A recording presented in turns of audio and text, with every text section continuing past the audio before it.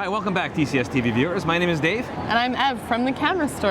And we're here today at Ota Fest, which is Calgary's annual anime convention. And we're really excited because we're going to test a couple Fuji cameras. I'm here, I have no idea what's going on, but I'm excited to try out these new cameras and capture everything here. Yeah, I was just in Japan a couple weeks ago, and this is totally bringing me back. So stay tuned, we have a really great episode for you today.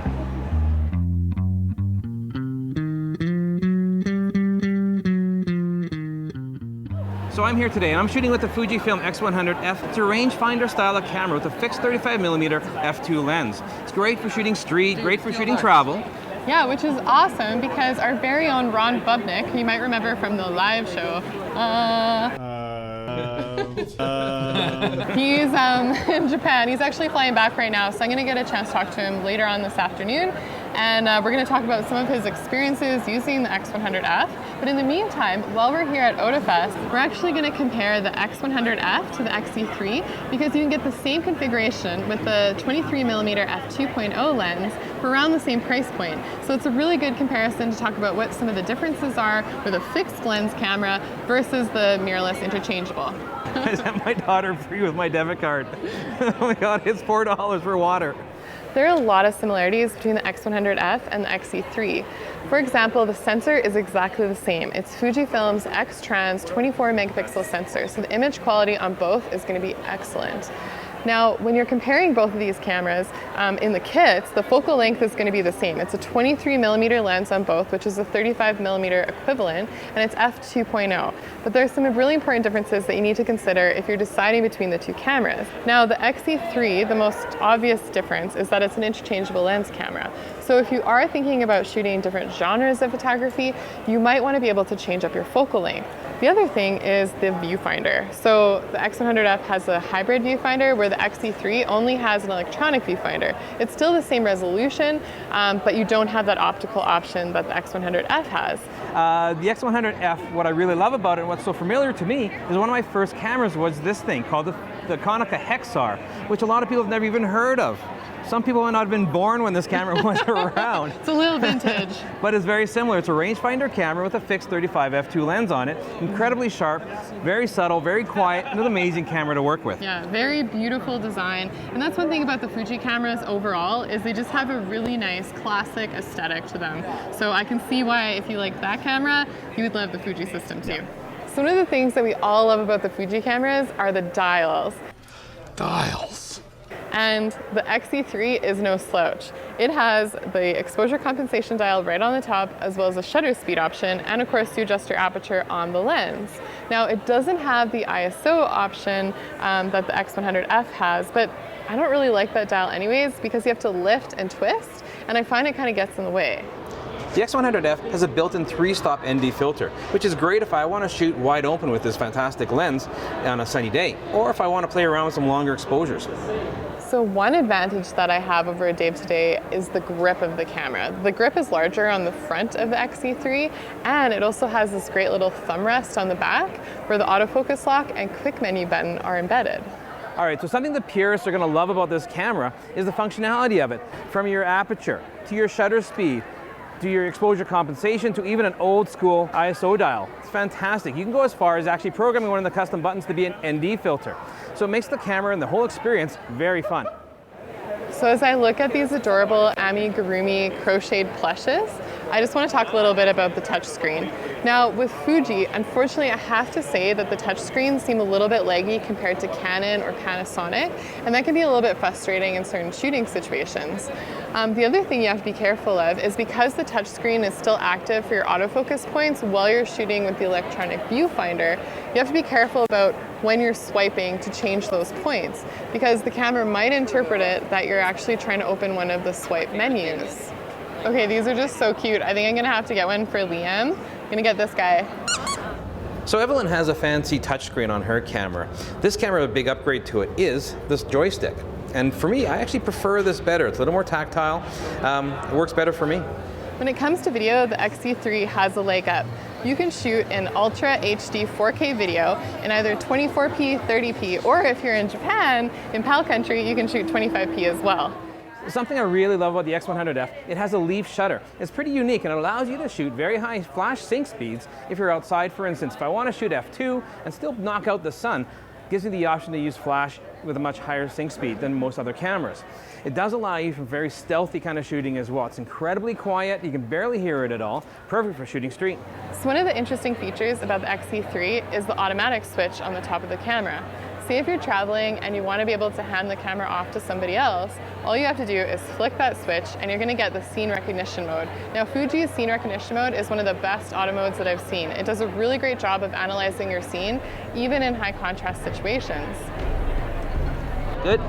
Dave, you get your shot. This is distracting It's a little distracting out here. Okay, so we're outside of Ota Fest right now and we're going to talk about lenses. So they both have 23mm f2 lenses, but they're a little bit different. Yeah, so mine is fixed on the camera. It's a beautiful 23mm lens, so good, they've been using it for 7 years. Yes, they have been using that for 7 years, which means that that lens is actually not quite as sharp as the new one, especially if you're shooting close up, wide open. The other thing is the autofocus system. It's the same in both cameras, but this lens is a little bit faster at autofocusing. But it's huge. It is huge, and yours is like, yeah, you're right, it's smaller. Okay, so the X100F is really considered an amazing travel camera. So we have Ron Bubnich, who's been in Japan for the last 2 weeks shooting with the camera. So I want to see some of his sample images and hear what his experience has been like. I can't wait to see him. Yeah, me too.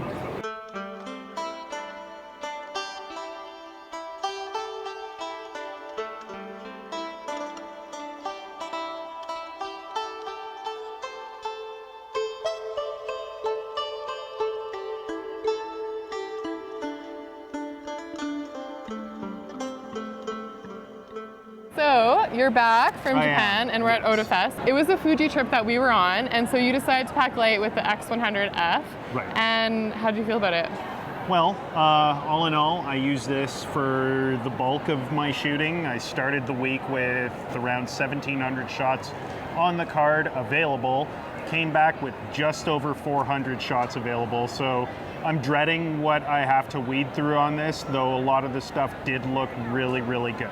Nice. And what do you normally shoot with? Well, usually I'm shooting my M6 and a 50mm, so something a little bit tighter than this. So with X100F, we know that it has an older 23mm lens on it. Right. So did you find that the autofocusing motor gave you limitation, or were you mostly shooting manual?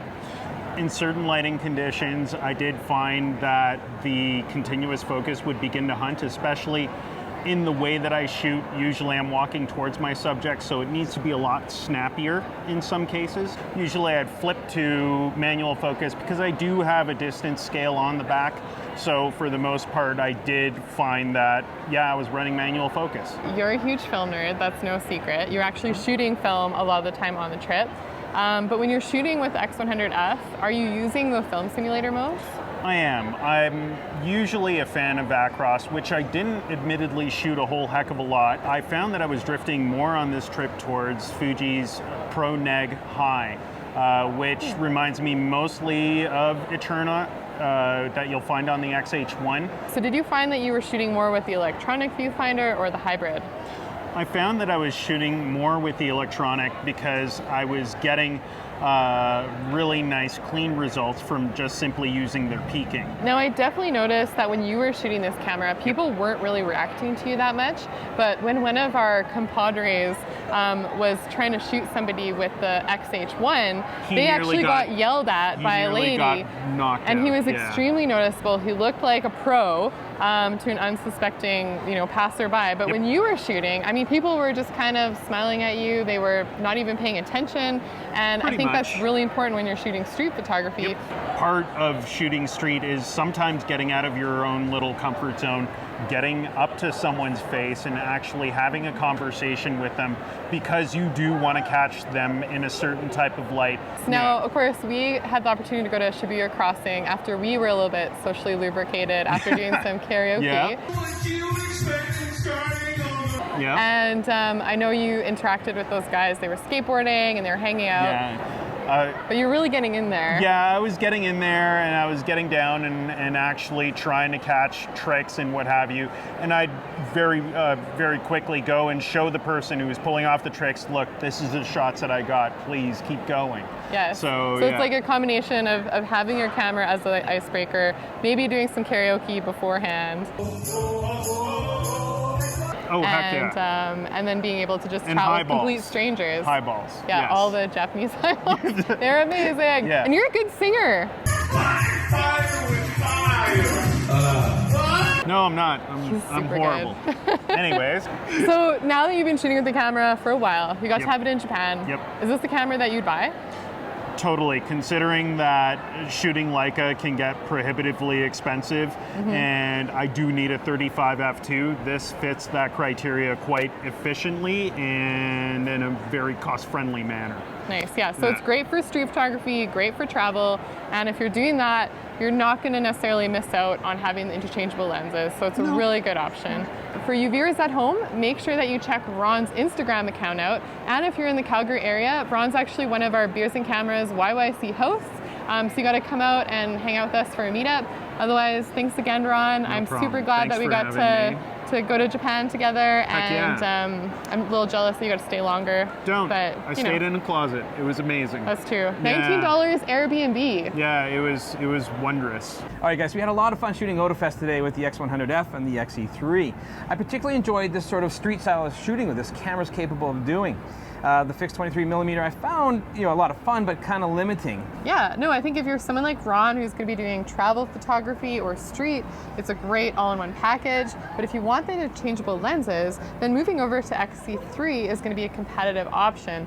Now, one thing to consider is this is a great price point. If you were to compare it to, say, the Sony a6300 with a 24mm lens, which is a really good lens. Yeah, it's fantastic. You're going to be paying a lot more than this guy, so it's a great economical choice if you want to do, again, travel, street, that kind of thing. So for me, if I'm starting off as a brand new system, I would go with this camera here. Right. But as an auxiliary camera, as a fun camera, I would certainly go for the X100F. Okay, so everything being said, I think we can all agree that my camera is totally sexier. But if you guys liked what you saw on our show today, make sure that you're subscribed. You can follow us on Instagram, and be sure to check out Ron Bubnich's Instagram as well. For sure. And I know you guys are being patient with us. There's nothing really great new right now, but keep watching because there's some really exciting stuff on the horizon. Yeah, absolutely. We'll see you guys next time.